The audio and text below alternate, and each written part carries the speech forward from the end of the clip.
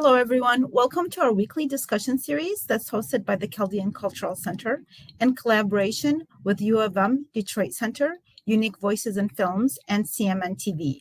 I'm your host, Nemu, and my guest today is Professor Amanda Podany. Welcome. Thank you. So Amanda is Professor Emeritus of History at California State Polytechnic University in Pomona, and the author of Brotherhood of Kings, How International Relations Shaped the Ancient Near East, and the Ancient Near East, A Very Short Introduction. She is also the author and instructor of an audio and video lecture series for Wondrium called Ancient Mesopotamia, Life in the Cradle of Civilization. Most recently, she published this amazing book. I love the cover, by the way, Weavers, Scribes, and Kings, A New History of the Ancient Near East.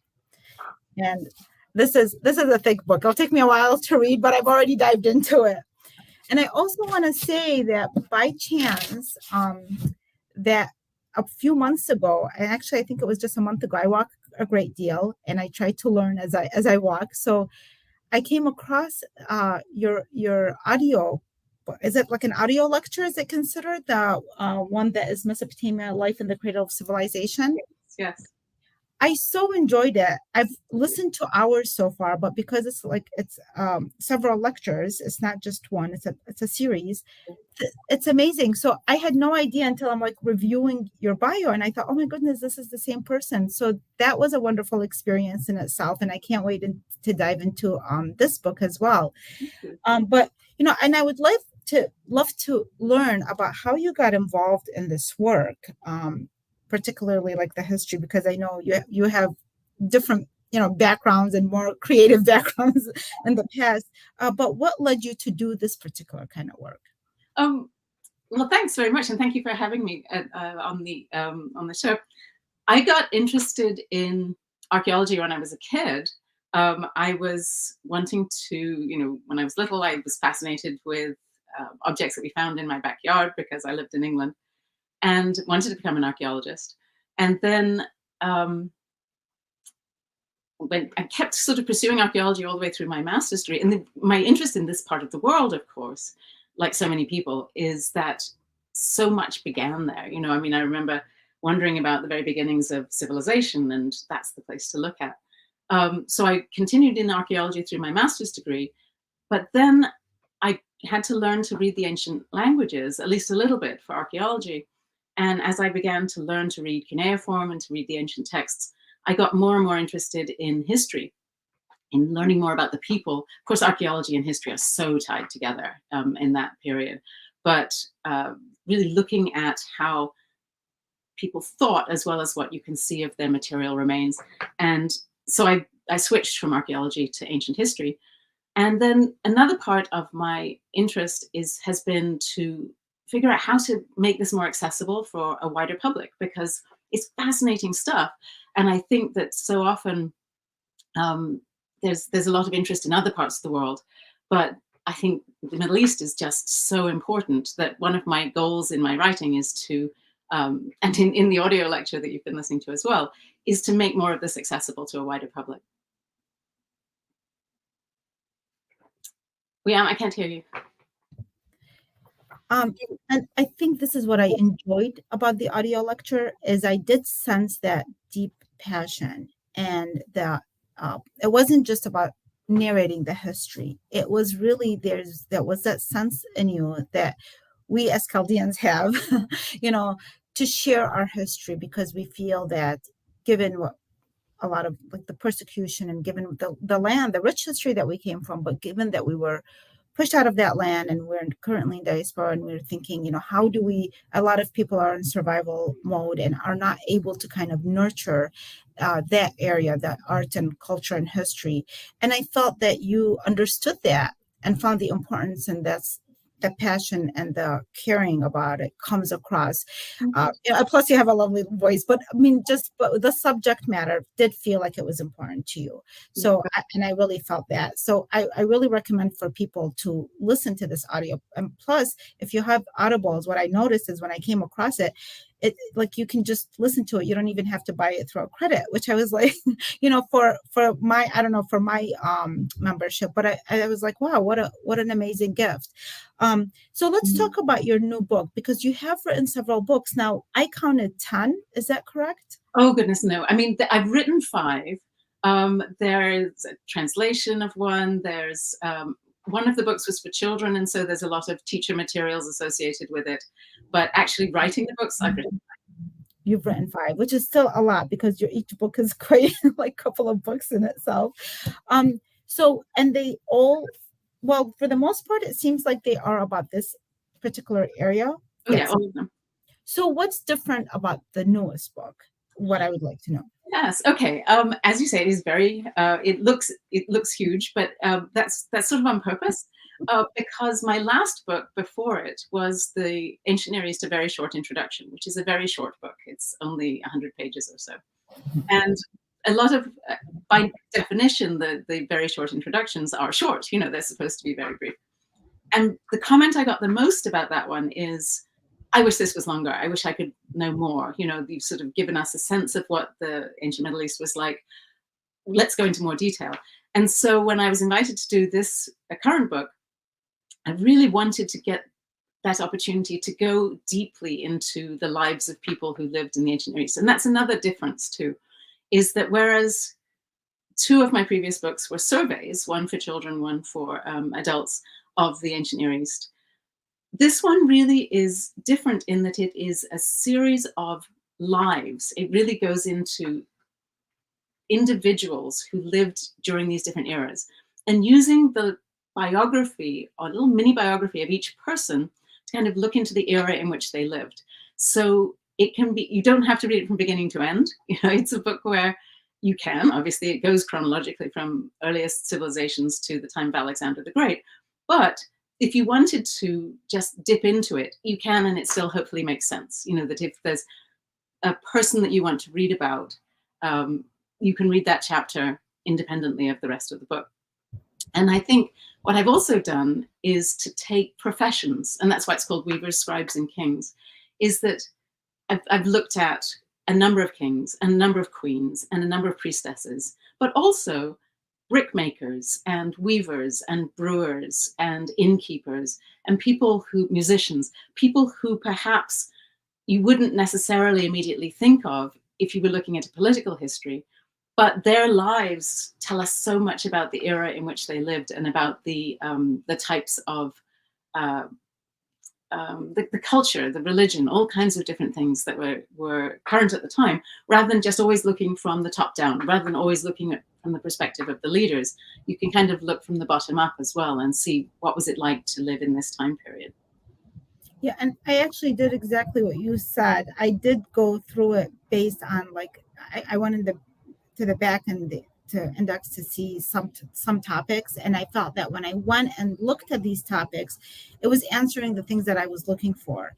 And then in the index, I was finding other topics that I thought, oh, this is interesting, I'll dive into that. And I didn't sense that it does have to be from and actually that makes it even more interesting, because it's a large book, but the fact that you don't have to read it from beginning to end. And as I mentioned to you before the interview, I can see myself like using it for years on end for resources and references, because the thing is, there's so much history. I even asked you a question about, we're always trying to find answers to our history. And from my understanding, there's a lot of tablets that haven't even been translated yet. And there was some things that you mentioned in there. Well, you bring up Nebuchadnezzar, the king of the Neo-Babylonian era. And so I had asked, and you actually brought that up. You said, you might want to, it wasn't part of the questions, but you said I might want to ask it. And I said, well, I did notice that, it did say Neo-Babylonian, but is there a reason that it wasn't also, because we call it also the Chaldean Empire? And then you gave a very nice explanation that I wasn't aware of, but can you go over that again for us, please? Absolutely. Well, throughout Mesopotamian history, there were many different peoples who lived in the region, and they had moved in almost, from different regions, many different peoples coming from different regions at different times. So, for example, there were the Amorites, there were the Kassites, there were Chaldeans, Arameans, lots of different communities who moved into Mesopotamia and stayed and became very much part of this wonderful sort of tapestry of life there. And the Chaldeans, we get the first evidence for them around the 11th century BCE. And really curiously, we don't know the exact origin of the Chaldeans. This land called Kaldi is referred to, as I say, in the 11th century in southeastern Mesopotamia. And initially, they seem to have been in conflict with the Babylonians, and in a way that seems to have been a sort of perhaps urban versus rural conflict, so that you have Babylonians living in the cities, Chaldeans increasingly occupying the countryside in the south. And then and there's a lot of intermarriage, of course, as with any community when you are living right next to one another. So that by the time we get to the Greeks and Romans writing about Mesopotamia, they use the term Babylonian and Chaldean interchangeably. So they would refer to Babylonians as Chaldeans. And it becomes such an important group in that region. But we can identify people who were born in Chaldea, who were Chaldean. And one of them is, as you say, Nebuchadnezzar II, who was Chaldean, as was his father. And so the height of the Neo-Babylonian Empire was indeed dominated by Chaldean kings. I didn't go into a lot of this in my book, partly because writing for a general audience, there are so many names and so many groups that I was trying to make it as accessible as possible in terms of just sticking with familiar terms. But I do think that's important to note, that there is this history of the Chaldeans. And one thing that I mentioned in there early in this relationship between the Babylonians, the Chaldeans, and the Assyrians and the Elamites, there were these four big groups around the time of a king named Tiglath-Pileser III in the 8th century BCE. And this was actually one of the points at which a really big change happened in ancient Near Eastern history, where you have a Chaldean king taking the throne in Babylon at a time when there was still this tension between the Babylonians and the Chaldeans. He took the throne. It seems as though the Babylonians may have turned to the Assyrians, perhaps as allies at that point. For whatever reason, you get Tiglath-Pileser III marching into Babylon in the 8th century. And in 728 BCE, he overthrew this Chaldean king, whose name was Ukinzer, and he took the throne himself. And this is really the first time you get an Assyrian king ruling in Babylonia. Assyria is to the north, Babylonia in the south, and presenting himself as the king of both Assyria and Babylonia. And that moment was very striking, because for hundreds of years after that, there was this tension between them. And well, there had been a tension for a long time beforehand, but the idea that the king was ruling both in Tiglath-Pileser III's time was important, and then it set off 100 years, more than 100 years of tension. But one thing he did, and this was one of your questions, I know, and I should answer it now, was that in his inscriptions, Tiglath-Pileser III describes deporting hundreds of thousands of Chaldeans back to Assyria or across the Assyrian Empire. And this point of deportation, you mentioned the diaspora earlier, this was a technique that the Assyrians used that had been used actually for a long time in Mesopotamia to move people away from their homeland, to move them to somewhere else. And we see it over and over and over again in the inscriptions of the Assyrians, that they would move hundreds of thousands of people away from their homeland. And this apparently happened with the Chaldeans at this point. There's been an estimate that as many as perhaps 4.5 million people were deported from their homelands to somewhere else during the Assyrian Empire, Neo-Assyrian Empire, which was, of course, before the time of Nebuchadnezzar. But that process is really interesting, because it seems as though the Assyrians, they weren't using it in a way to exterminate the population. It wasn't a sort of Trail of Tears type of situation. It really was apparently a way to undermine rebellion. If you've got a rebellious area and you move everybody out, they're going to be in another part of the empire, and they're going to be trying to make a living, and they don't have roots there. They're not near their ancestors. They're just trying to figure out how to live. And so these pockets of rebellion that existed were undermined. But it wasn't necessarily a successful, obviously, strategy, because the people resented it terribly and remembered their homelands, and they didn't like being away from where they had come from. But it was a technique that was used, and again, we see this happening to the Chaldean community in that time, in Tiglath-Pileser III's time, as I had mentioned in the book. Yeah.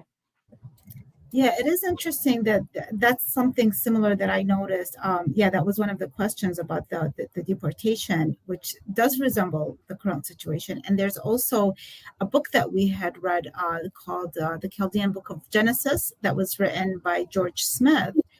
And he was an archaeologist, a British archaeologist. And he also was saying how, and I guess that's what happened with all like empires when they come in, especially, they come in and they kind of try to take over not only the people's the land and everything else, but also to revise history. And he was talking about how they had found many tablets that had been kind of belonged to Babylonians and Chaldeans and such. And then, so when I come, I keep revisiting these stories. And the interesting part is that despite all these efforts that have had occurred, this civilization, some of its people at least, have survived and have continued to go into other areas of the world. So currently, I don't know if you know, or if I ever mentioned it to you, but Michigan currently has the largest population of Chaldeans in the world. Oh, that's wonderful. Yes, we were second to the population in Iraq, and then after what happened in 2014, and people migrating to other places, then this became the largest community. So, and books such as yours and the work that you do is very dear for us, because we feel like, everything that was trying to be destroyed, this is the power of arts and culture, why it's important. And history and archaeology is because we are trying to document and preserve all this information. So what was that? Yeah, I'm sorry. I was just going to add something. You mentioned George Smith, of course, who was one of the people who was deciphering those texts in the 19th century. There are so many documents from this, not just from the period we're talking about, but from the invention of writing in 3200, all the way through the end of the use of cuneiform. They were writing on clay, and clay survives incredibly well. The other ancient civilizations largely wrote on organic materials. So they would write on papyrus, they would write on parchment, leather, and those disintegrate. But clay tablets are, especially once they're baked, they are not going anywhere. And so there's actually more documentation for the history of the ancient Middle East than there is for any other ancient civilization. There's more than 500,000 cuneiform tablets have been found. And so there is this incredibly rich documentation. And it's one reason, again, why I am so excited about the field, because we can learn things that you just can't learn about other civilizations. In most cultures, what gets kept is what's copied, right? You think about the ancient Greeks. They wanted to keep the histories. They wanted to keep the works of literature, the plays, and so forth. And so those got copied and recopied and recopied, and they come down to us. But in Mesopotamia, everything that got written, if it's in the ground, it's likely to have survived. And so we have things like lists of people's rations, we have contracts, we have letters that people wrote, we have court cases, we have all of this stuff that nobody ever intended to survive, but it has survived. And so you have this glimpse into the world that they lived in that was unintentional in its survival, and that makes it so fascinating. So anyway, I just wanted to add that in terms of the types of documentation, since that's what you were talking about. So that means that sometime soon, probably in the near future, we'll have you on again with your next book, because there's constantly things that are being discovered. And that's why I love doing what I do as well, because every time I give a tour, every time I do anything, I actually end up walking out learning something new. It just never stops. Oh, yeah. And it's usually also important because it kind of gives you a connection. I think it's like that connection that you have to history, that you realize, it's something in our blood, that where it was born, and just we're all part of the same world, even though it seems thousands of miles away. But these ideas traveled here, and it's kind of like it gives you more of an understanding of the importance of global and international relations. And why? Because we have all these things that we can share. And oftentimes Iraq is placed under a different type of stereotypical, unfortunately, the modern stereotype of what Iraq life is like, and so there's a disconnect from ancient Mesopotamia, which is the same land because the name was changed in 1921. So sometimes there's a disconnect, and this is an opportunity to educate people that this is the same area where a lot of the firsts were born. So that given that there is all that material, so that's really exciting. But then what is the challenging part when writing a book? Like in the case of Weavers, Scribes, and Kings, what challenge did you find in this particular book? And what was something new that you learned that, something that I'm sure that you come across many, many things, but something that really stood out in this experience when you were working on it? Well, the challenges, the challenge with this book is the challenge with all of Mesopotamian history, which is that we have this deep knowledge of some periods of the civilization, and then these gaps where cuneiform tablets simply haven't been found. And so we don't know what was going on. And in trying to, I was really hoping to be able to choose one life at least for every moment of those 3,000 years, so that I could say, well, this person was alive in this era. And so it would be like a constant chain of people who would connect the whole era. And I found that there were some periods for which that really wasn't possible, that we couldn't, that there were just some phases that they're often referred to as dark ages, especially the 16th century BCE, where we just don't know what was going on. And it's because the documents haven't been found.